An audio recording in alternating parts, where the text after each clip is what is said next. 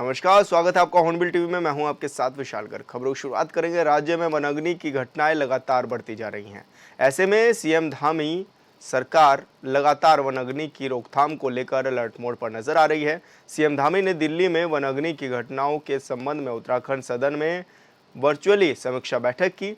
इस दौरान उन्होंने अधिकारियों से वनाग्नि रोकथाम, पेयजल समस्या और चारधाम यात्रा के संबंध में आ रही चुनौतियों को लेकर चर्चा की। साथ ही अधिकारियों को जरूरी दिशा निर्देश भी इस दौरान उन्होंने दिए।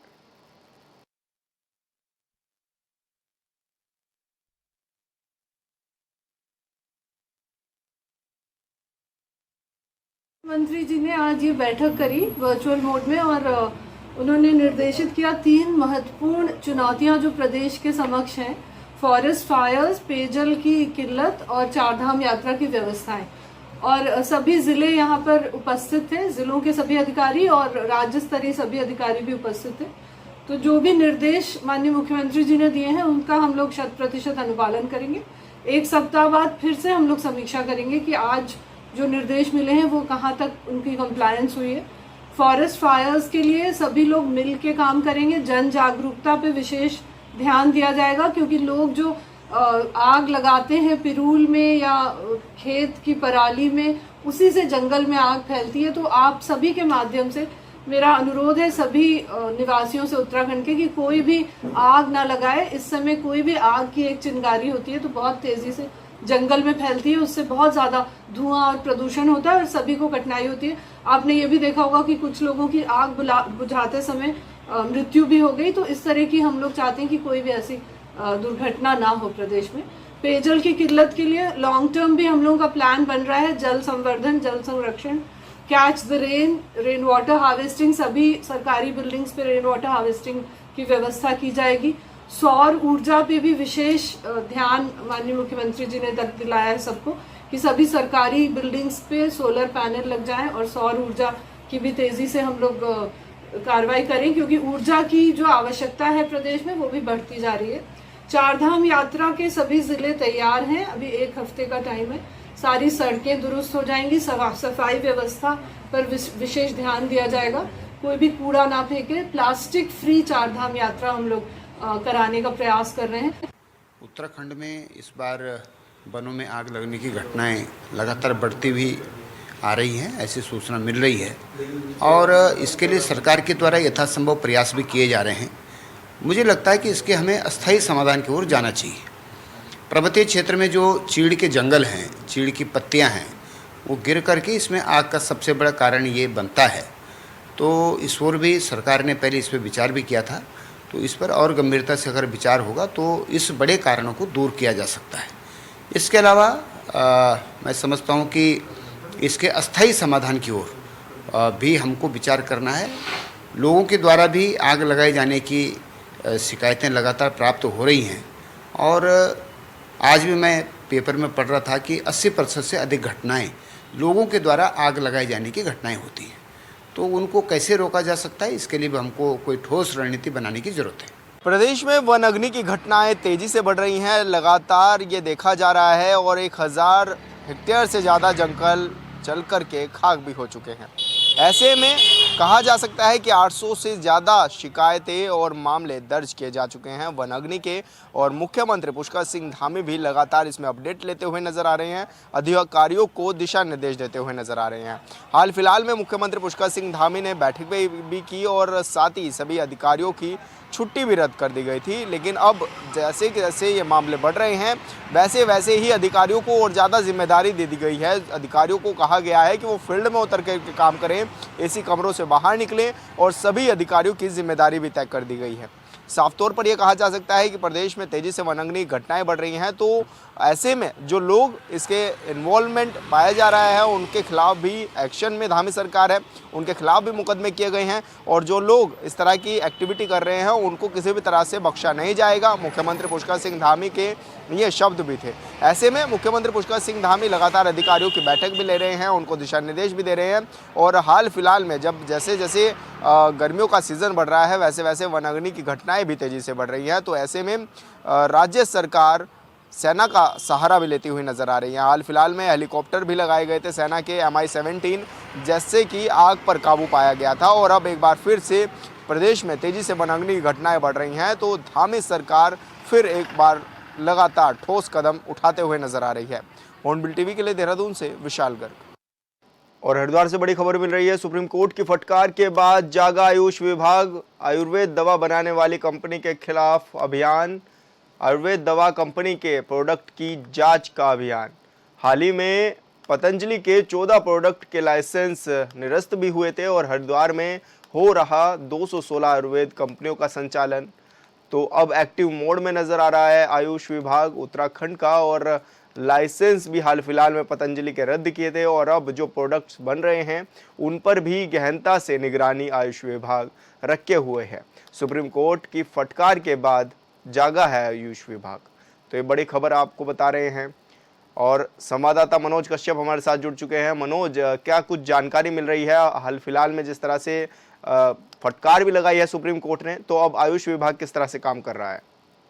बिल्कुल, देखिए विशाल, पतंजलि के द्वारा जो भ्रामक विज्ञापन यहाँ पे फैलाए जा रहे थे उसमें लेकर यहाँ पे सुनवाई की गई और जस्टिस हेमा कोहली ने यहाँ पे इस सुनवाई को किया। यहाँ पे जस्टिस हेमा भंडारी ने जो है आयुष विभाग को फटकार भी लगाई, क्योंकि हमने देखे कि लगातार जो आयुष कंपनी वो हरिद्वार में भी संचालित की जा रही है। सबसे बड़ी बात ये है विशाल की हरिद्वार में करीब 216 आयुर्वेदिक कंपनी है जिसकी आज तक किसी तरह की जांच नहीं की गई है। हालांकि इनको जो लाइसेंस है वो आयुष विभाग के द्वारा दिए गए थे, लेकिन आज तक आयुष विभाग का कोई अधिकारी भी फैक्ट्री के अंदर नहीं गया है और किसी भी दवाई का सैंपल नहीं लिया गया है। जिसके बाद अब यहाँ पे कोर्ट की फटकार के बाद में खलबली विभाग के अंदर ही मची है और जो कंपनी है जिनके अंदर कुछ कमी है उनके अंदर भी खलबली बची हुई है। कहा जा सकता है कि अब जिस तरीके से कोर्ट ने बड़ी फटकार यहाँ पे लगाई है तो अब तमाम जो आयुष विभाग है उसके अधिकारी है वो कंपनी में पहुंचेगा, यहाँ पे जांच भी की जाएगी तो कहीं ना कहीं एक बड़ी कार्रवाई अब हरिद्वार में भी की जाएगी। जी तो मनोज, अभी कुछ देखने को मिल रहा है कार्रवाई के नाम पर अधिकारी बाहर निकल रहे हैं फील्ड में?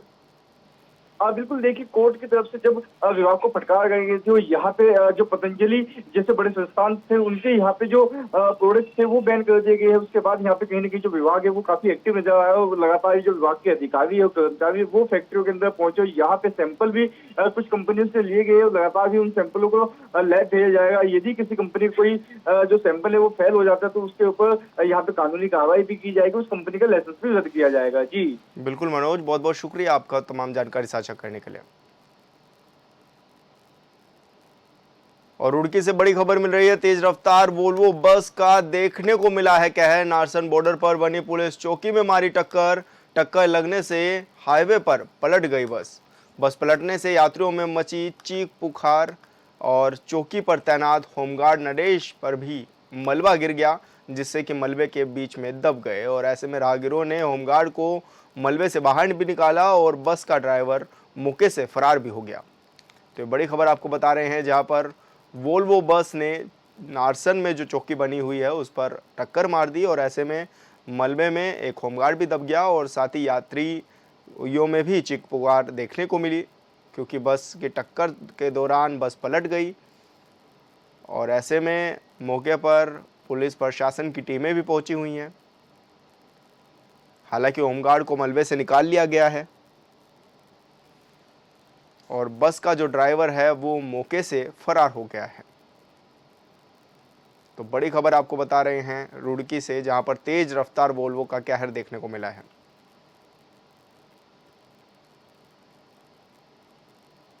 और संवाददाता संदीप चौधरी हमारे साथ जुड़ गए हैं। संदीप, क्या कुछ ज्यादा जानकारी मिल रही है, किस तरह से ये बड़ी घटना हो गई? आपको बता दूं कि पूरा मामला सुबह का है और सुबह जैसे ही वोल्वो बस नारसन बॉर्डर पहुंची, हालांकि नारसन बॉर्डर हमारा उत्तराखंड का मुख्य द्वार है और वहाँ पे ऐसा नहीं है, बैरिकेडिंग भी पुलिस के द्वारा की गई है, लेकिन कहीं ना कहीं या तो नींद की झपकी मान सकते हैं या कहीं ना कहीं कुछ तकनीकी खराबी मान सकते हैं, क्योंकि जो बस है वो सीधी चौकी में टकराई और चौकी के अंदर हालांकि वहाँ पे जो पुलिसकर्मी रहते हैं, लेकिन जिनमें ये रही कि सिर्फ एक होमगार्ड मौजूद थे, कहीं ना कहीं पुलिसकर्मी कहीं राउंड अप पे जा रहे थे, इसलिए उनकी जान बच पाई।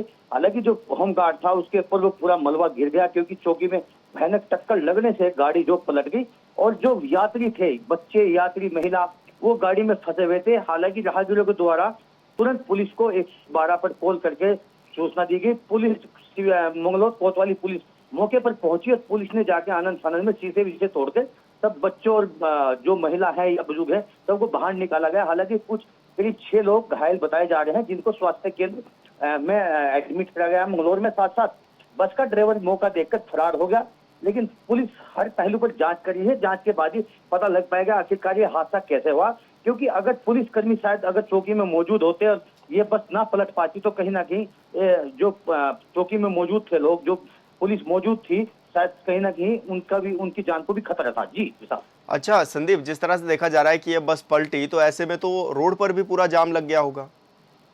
जी बिल्कुल विशाल, आपको बता दूं रोड पर लंबा जाम लग गया था, जहां पूरी बड़ी मशक्कत के बाद पुलिस ने क्रेन बुलाकर बस को साइड में किया, जाम खुलवाया। हालांकि एक गिनीमत रही कि अगर कहीं कोई गाड़ी या कोई छोटी गाड़ी कहीं बस की चपेट में नहीं आ पाई, नहीं तो एक बड़ा हादसा हो सकता था। हालांकि बस में भी आग लग सकती थी।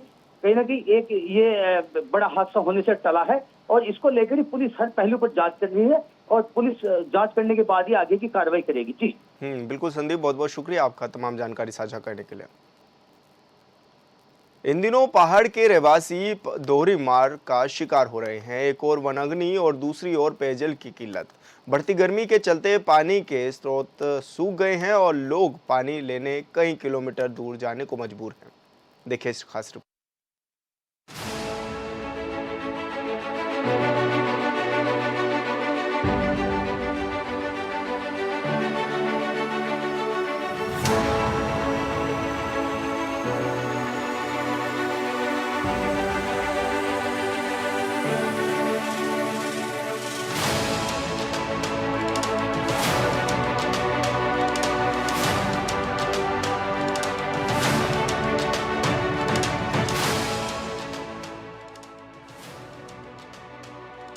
उत्तराखंड पहाड़ी जनपद है और पहाड़ों में आज भी कई तरह की समस्याएं हैं। पहाड़ में रहने वाले लोग राजधानी में बैठी सरकार से उम्मीद लगाए बैठे हैं। वर्षों से कभी सड़क तो कभी बिजली तो कभी पेयजल की मांग कर रहे हैं। तेजी से बढ़ती गर्मी के बीच कुछ इलाकों में पानी के लिए हाहाकार मचा हुआ है और कोई देखने वाला भी नहीं है। 3 बजे से लोग पानी भरने पे लगे रहते हैं और रात के 12 बजे तक लोग पानी भरने पे लगे रहते हैं। कभी तो कोई 2 डब्बे पानी लेके जाता है तो कभी किसी को मिलता ही नहीं है पानी, इसलिए लोग रात के 12-1 बजे तक पानी भरने पे लगे रहते हैं। चमोली जनपद के कर्णप्रयाग में बढ़ती गर्मी और वनाग्नि की घटनाओं के चलते मानव जीवन पर इसका प्रतिकूल असर पड़ रहा है। जंगलों में आग के कारण उत्तराखंड के पर्वतीय अंचलों में पेयजल की समस्या भी बढ़ने लगी है। कर्णप्रयाग ब्लॉक के छतौली गांव के लोग बूंद बूंद पानी को तरस रहे हैं। कई किलोमीटर दूर से लोग पानी लाकर प्यास बुझा रहे हैं। समस्या है पानी की। सवेर से हम 9 बजे तक एक बर्तन पानी नहीं ले जाए। यहाँ बहुत समस्या है गाँव में। अभी तक जब तक हम यही कहे। कर्णप्रयाग ब्लॉक के छतौली गांव के लोग इन दिनों बूंद बूंद पानी को तरस रहे हैं। गांव में पेयजल लाइन तो बिछी हुई है, लेकिन जल स्रोत पर पानी न होने के कारण पानी के नल शोपीस बनकर रह गए हैं, जिस कारण गांव में पानी के लिए हाहाकार मचा हुआ है। लोग कई किलोमीटर दूर से निजी वाहनों से पानी लेकर प्यास बुझा रहे हैं। लोग सरकार और विभाग से पेयजल समस्या दूर करने की मांग कर रहे हैं। तो बस यही उम्मीद कर सकते हैं कि छतौली गांव में जब जल्दी से जल्दी कोई पानी की व्यवस्था कर सके हमारे गांव के लिए। प्रदेश में कभी बीजेपी तो कभी कांग्रेस की सरकार रही है, लेकिन पहाड़ तक मूलभूत सुविधाएं पहुंचाने में सरकार नाकाम साबित हुई है। मौजूदा वक्त में बीजेपी की डबल इंजन वाली सरकार है और सरकार का दावा है कि तेजी से तस्वीरें बदल रही है। ऐसे में जब इस तरह की खबरें सामने आती है तो दावों पर सवाल उठते हैं। Bureau report, hornbill TV.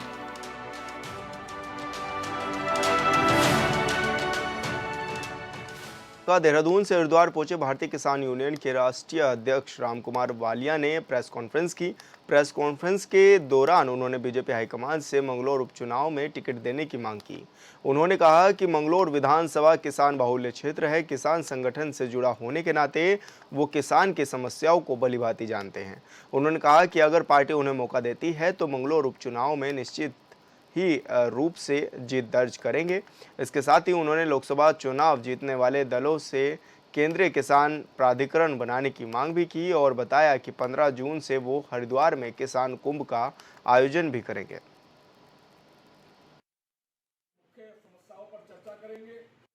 Manglaur उपचुनाव पे मैं ये कहना चाहता हूं कि ये पूर्णतः किसान बाहुल्य सीट है और यहाँ पे किसी लोकल किसान को पार्टी टिकट दे। हम भी पार्टी से जुड़े हुए हैं, हमने भी टिकट के लिए आवेदन किया है, प्रदेश अध्यक्ष जी को आवेदन दिया है। यदि हमें पार्टी मौका देगी तो हम इस हारी हुई बाजी को भाजपा की झोली में डालने का काम करेंगे और इन हाजी काजियों का मुकाबला करने का भी काम करेंगे। हमने भारत सरकार को सुझाव दिया है कि किसानों की समस्याओं का निदान करने के लिए एक राष्ट्रीय स्तर पे किसान विकास प्राधिकरण का गठन हो और भारत के प्रधानमंत्री जी उसके अध्यक्षों, कृषि मंत्री जी उपाध्यक्षों और कृषि सचिव सदस्य। उत्तराखंड में 10 मई से चारधाम यात्रा शुरू होने जा रही है। विश्व प्रसिद्ध चारधाम यात्रा की तैयारियां जोरों शोरों से चल रही हैं, लेकिन इसी बीच केदारनाथ में चल रहे पुनर्निर्माण कार्यों को लेकर एक बार फिर तीर्थ पुरोहितों में खासा नाराजगी देखने को मिल रही है। स्थानीय लोगों ने चेतावनी दी है कि जिस दिन मंदिर के कपाट खुलेंगे उस दिन बाजार बंद रहेगा। देखिए इस खास रिपोर्ट में।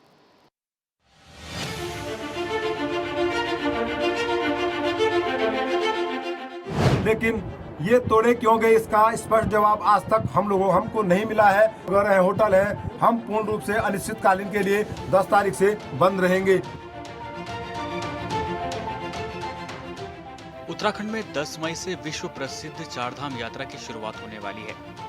जाहिर है कि इस बार बहुत कम वक्त बचा हुआ है और इन सब के बीच स्थानीय लोगों में शासन और प्रशासन के खिलाफ भारी आक्रोश है।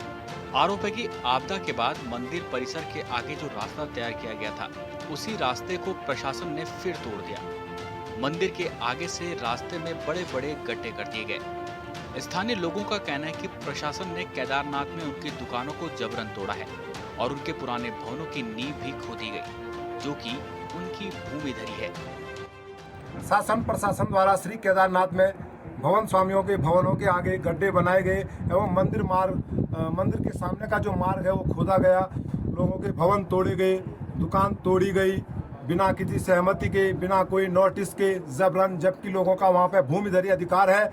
और फिर बाद में विरोध के बाद उसको गड्ढों को भरा गया और जो भवन वगैरह नुकसान हुए हैं उनका मूल्यांकन किया गया। लेकिन ये तोड़े क्यों गए, इसका स्पष्ट जवाब आज तक हमको नहीं मिला है और हम इसका घोर विरोध करते हैं। और 10 तारीख से भगवान श्री केदारनाथ जी के कपाट खुलने वाले हैं, लेकिन जो हमारे वहाँ पे व्यवसाय हैं, धर्मशालाएं हैं, तीर्थ ये प्रसाद के दुकानें वगैरह हैं, होटल हैं, हम पूर्ण रूप से अनिश्चितकालीन के लिए 10 तारीख से बंद रहेंगे। जय बाबा केदार, हर हर महादेव।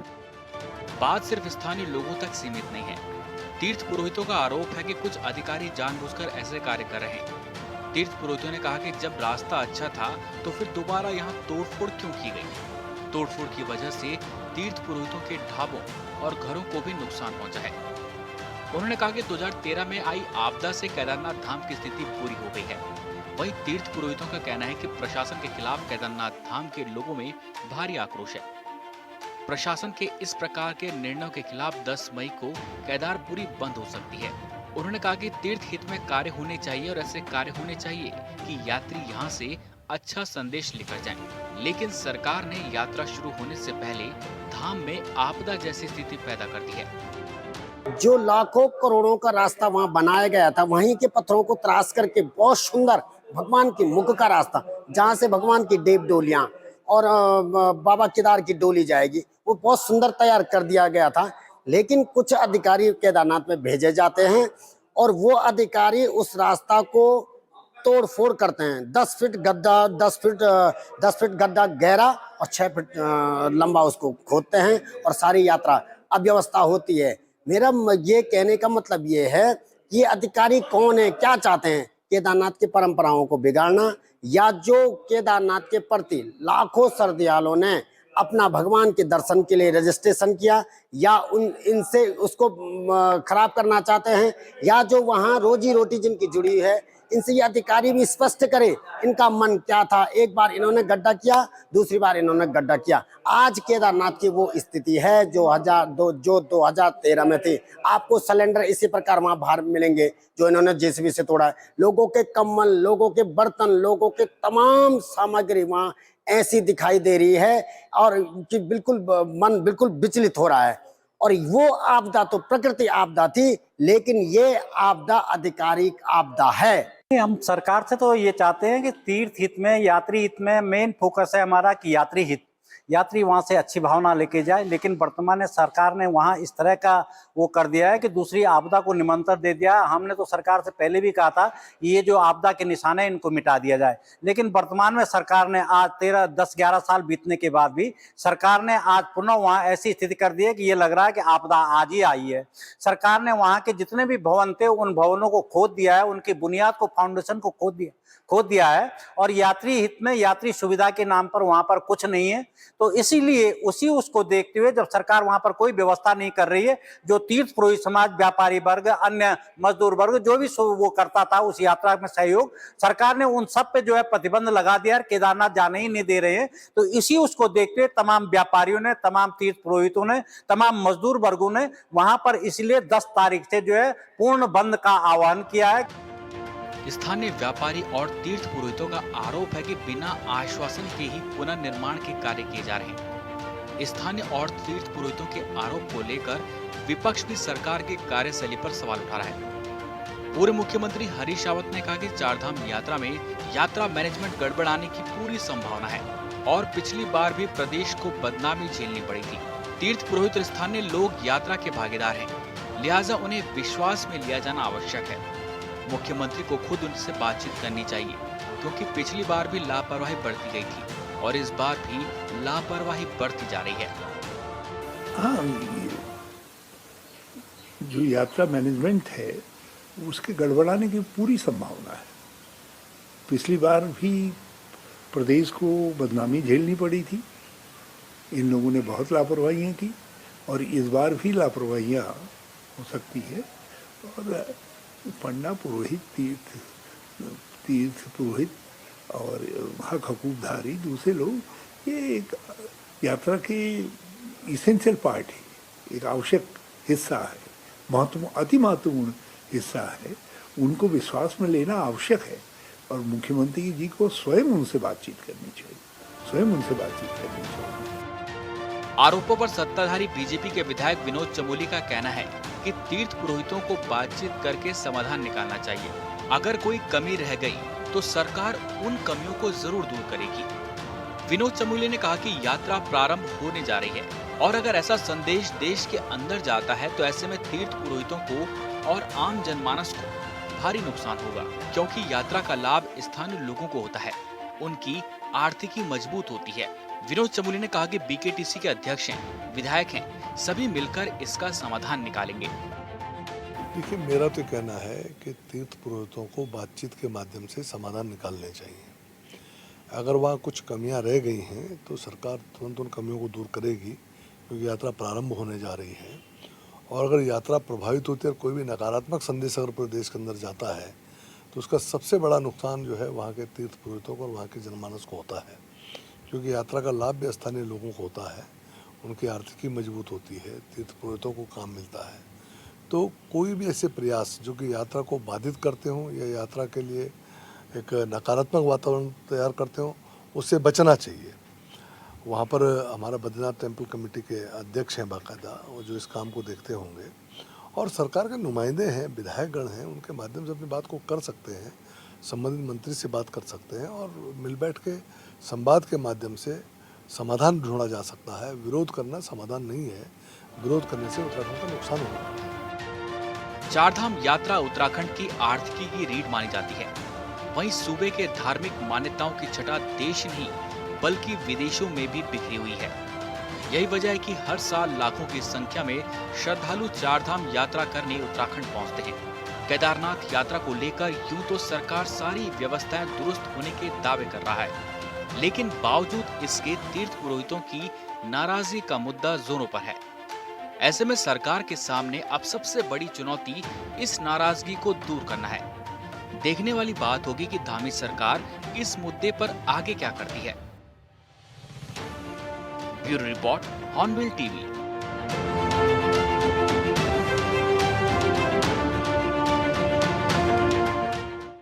और फिलहाल इस बुलेटिन में इतना ही। आप देखते रहिए हॉर्नबिल टीवी। नमस्कार।